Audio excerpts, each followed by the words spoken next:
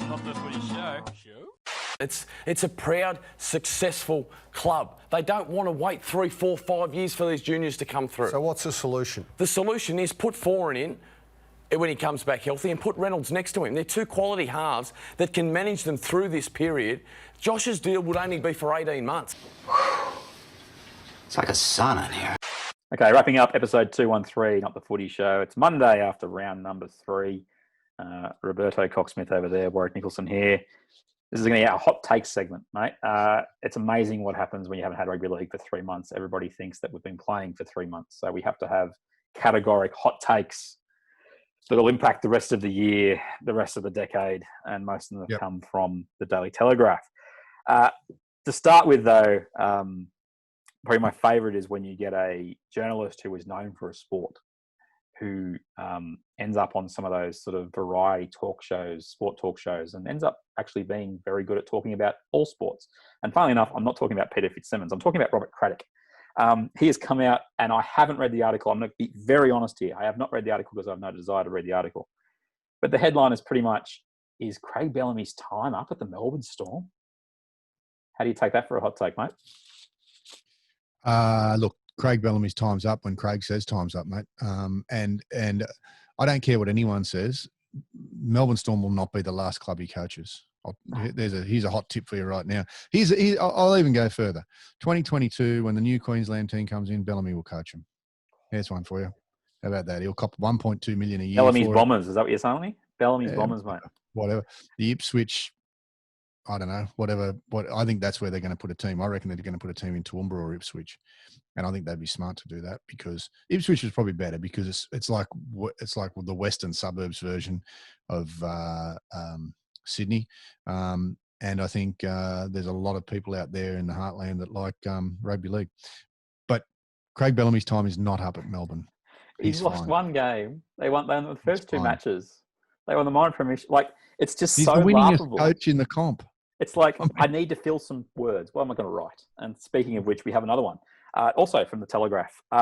They decided that given Tom Trbojevic was so good last night, is it possible that Tom Trbojevic is putting pressure on James Tedesco for the New South Wales Origin fullback job? No. It's like, they even did a poll. And I know it riles me up. I know the whole idea behind the people sitting there is going, what can we do that can get some clicks? What can we do that can get people angry?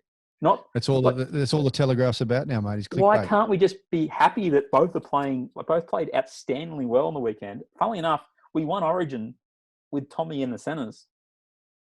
So to do your one, hello. I really struggle with that. Just celebrate the fact that they're both guns and that they're both New South Welshmen. And how could anyone that knows anything about rugby league look at Tedesco's game the other night against South and Tommy's game on Sunday and think that Tedesco's going down the drain? I mean, Tommy played outstanding. Don't get me wrong. He always has. He's a great player. Yep. But again, you pick a player to play for your life. If you want James, you want Tommy. I'll take James. Yep, Teddy. The last one. Actually, there's 2B. Michael Ennis, we discussed it this morning at what was a prelude to this podcast. He was scathing on the Bulldogs. And that's what he's paid to do. At Fox Sports, he is paid to basically have a thought and then fill 30 seconds. That's the way it works. Yep. And he swept the broom through the Bulldogs halves and a bunch of players.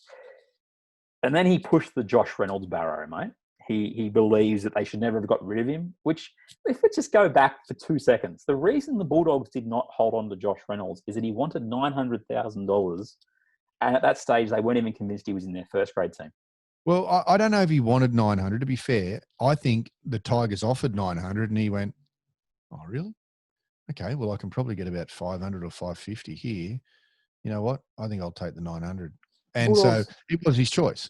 The Bulldogs have made the right call by moving on from him. They weren't getting anywhere with him in there. And look, I said this to you in the text. I think their investment in Kieran Foran was a better use of their resources because I think he offers more than what Reynolds could. But Ennis is now pushing Reynolds will fix everything. Yeah, look, I'll take you to task a little bit. I actually think I do agree with what you're saying in as much as they moved on from Josh Reynolds. Yep. But what they've purchased since is no better than Josh Reynolds.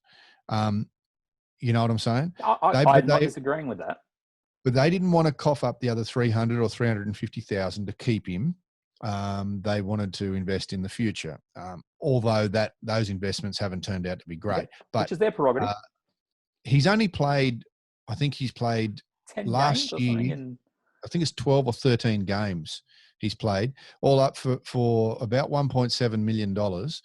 They've 13 games or 14 games at the most. I think it was 5 1 year and 7 last year. Or 5 1 year and 8, whatever it is. It's under 15 games. And look, he has had off-field dramas, which was, well publicised last night on 60 Minutes. And just for the record, that chick's crazy, man. I didn't watch it. Oh, she's cray. She's out there. Oh, she's out there, boy. Oh, man. Anyway, so I've got to feel sorry for him in that regard. But I'll tell you, I think he would be a good fit to go back. The problem is the hurdle they've got is the $900,000 or $850,000 that the Tigers are paying him. They don't want to pay any of it, right? Yeah. And obviously the Bulldogs want a bargain. So, I don't know how much the Tigers would be willing to pay. They might pay 200 of it to offload him, but he's going to have to take a pay cut to go back. It's not the way forward for the Dogs. And I hear he probably would improve them to a degree, but he's not going to change the fortunes of that club. So it's you got to move on from that. And look, if it means you're moving on from the Coggers and the Lewises and the Wakeham, or they re-sign Wakeham, but just settle down with sign this bloke from reserve grade, because he didn't even make the Tigers team this weekend. I get what you're saying, right? But just picture this from the Tigers' point of view. I think the Tigers want Josh Reynolds to be interested in going back to the Bulldogs. That's what they want. They signed him. Well, some people can't, but I still think that they want that narrative. They want people to be talking about this. And the Bulldogs are interested because they've got nobody else. So it could be a meeting of the minds, and it could be a match made in heaven or hell. Who knows which one? But I get what and Ennis is frustrated because he's seeing the team go down the drain every week that they're playing, and it's got to be frustrating for old mate Dean Pay as well. So anyway, what's your next hot cake? To make me feel any better, I'll just level it out a little bit. How Ennis feels about the Bulldogs right now is how I felt about New South Wales when Ennis was at the number 9 job ahead of Rocky Farah. Just saying it. That's how I felt. I couldn't understand it. Yeah, you know what? I'll even the argument out and tell you that I much preferred Ennis to Farah. That's all the time we have for anybody today. We have to go. The last hot take is actually a good hot take.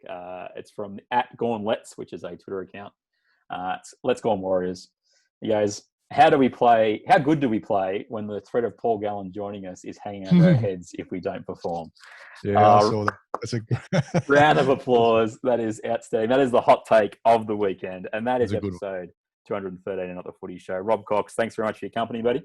No worries, mate. Thank you. Thank you very much. I've got to go to the got post that office. one out pretty well. We will try and do more regular pods in the wake of weekend football if we can. One of the things we're doing on YouTube actually is we're splitting up the pod. So if you don't want to sit through the hour or so that we do and you want to see a segment, we'll just put the segment up. So as I mentioned at the start of the show, the fix yet again, I'll cut it up, put it out, and you can watch in each segment if you would like. Facebook.com/NRL podcast, YouTube.com/W Nicolson, just like the website. You can watch all those segments at NRL Tweet, at Rob Cox with 2 B's. And that's been another edition of Not the Footy Show. Thanks, mate. Awesome, mate. Catch you soon, eh? Pepsi. Not the Footy Show. So one will be yours. I have actually helped. I think I bought 20 of them. So. Oh yeah, you're going to. We can either sell them or we can gift them out. It's people's escape. It's people's relaxation, and we need to do everything in order to continue that great tradition of. Not the Footy Show. Pepsi.